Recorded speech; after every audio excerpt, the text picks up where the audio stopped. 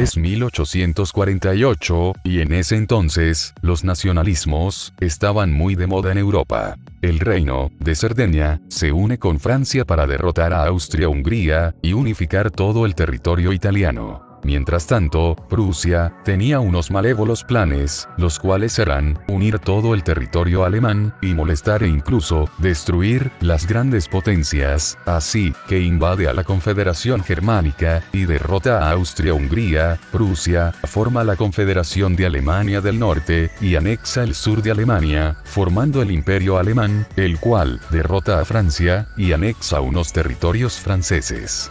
Para evitar que Francia, en un futuro, intente recuperar esos territorios, el Imperio Alemán se acerca diplomáticamente con el Imperio Ruso y con Austria-Hungría, y empieza a industrializarse y militarizarse muy rápido.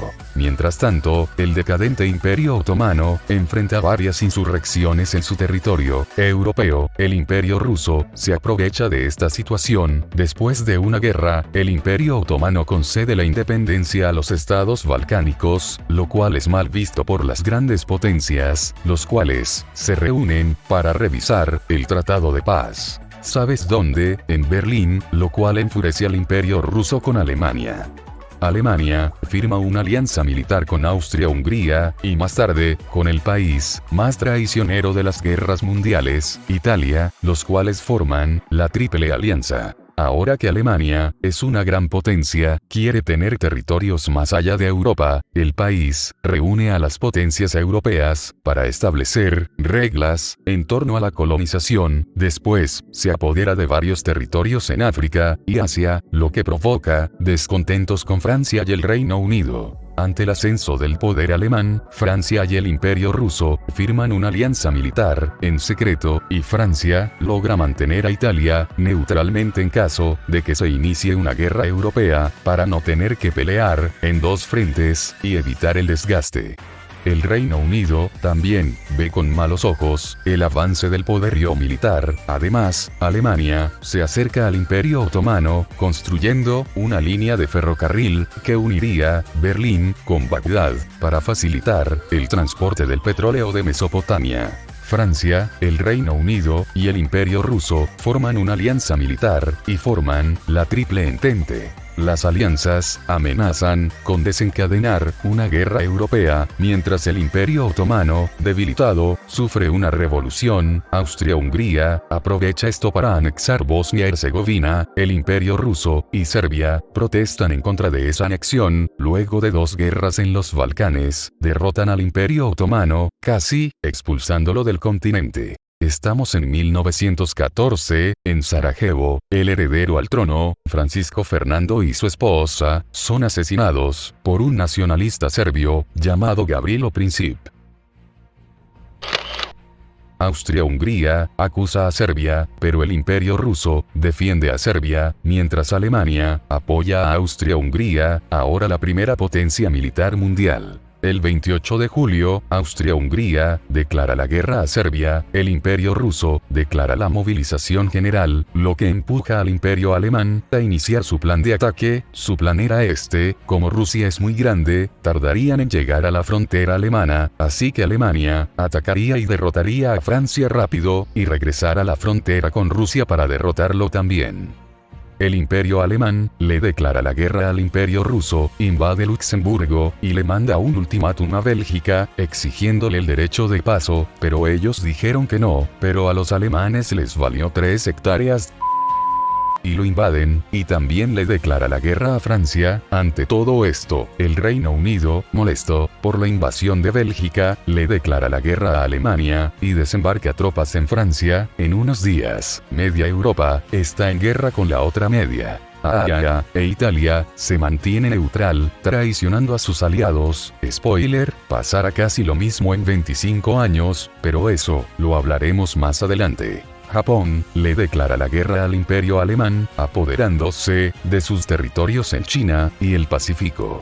En el frente oriental, el Imperio Ruso lanza la ofensiva más rápido de lo que Alemania había planeado, pero no logran apoderarse de territorio alemán. Pero Austria-Hungría no tuvo tanta suerte.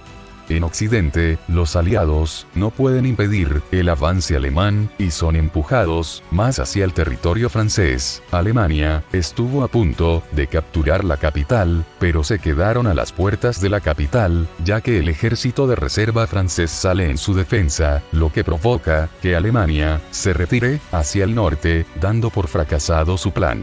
El frente se congela y excavan trincheras desde Bélgica hasta la frontera con Suiza. Las batallas no se limitan a enfrentamientos terrestres, también lo hacen de forma marina, enfrentando a los británicos y a los alemanes, y de forma aérea más adelante, ya que los aviones eran un invento reciente. Ambos bandos utilizan gases mortales en contra de sus enemigos, mientras las colonias se ven involucradas también en el conflicto, las cuales invaden a las alemanas.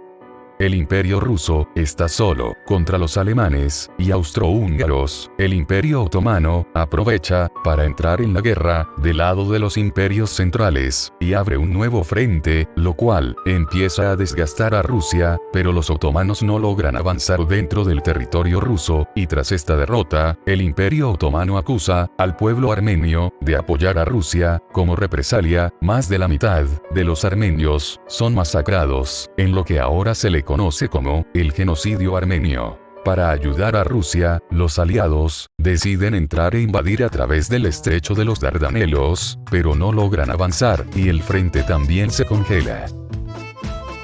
Alemania, en la guerra de submarinos, hunde el barco Lusitania, cobrándose varias bajas estadounidenses, lo cual enfada al gobierno estadounidense y hace que Alemania frene su guerra submarina. Los italianos negocian con la Triple Entente la anexión de territorios austrohúngaros, así que se une a ellos y le declara la guerra a Austria-Hungría. Atacándola, Rusia es empujado hacia más adentro de su territorio, y Bulgaria, deseosa de más territorio, se une a los imperios centrales e invaden Serbia y la anexan, junto con Montenegro y Albania. Portugal, aliado del Reino Unido, captura varios barcos alemanes, y Alemania le declara la guerra a Portugal, quien envía tropas a África y captura sus colonias donde solo una resiste.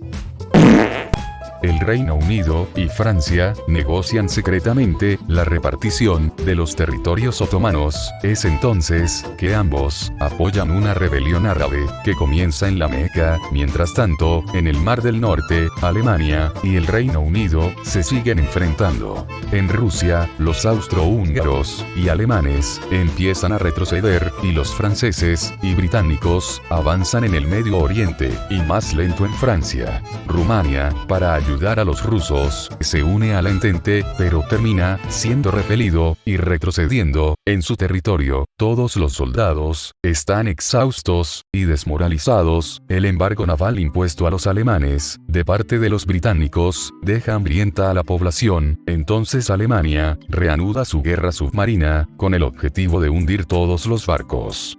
En enero de 1917, el Imperio Alemán manda un telegrama a México que decía: oye güey, únete a nosotros, invadiendo a los pinches estadounidenses. Total, tú ya no tienes nada que perder, y si lo haces, pues de paso, dile a Japón que te ayude si no puedes, y podrás recuperar tus territorios perdidos. Pero apúrate güey, ahí también párale a tu revolución, y que todos los rebeldes te ayuden a invadir a ese güey, para que no se meta en la guerra con nosotros y podamos planear algo. Fuente: www.micabezapendeja.com.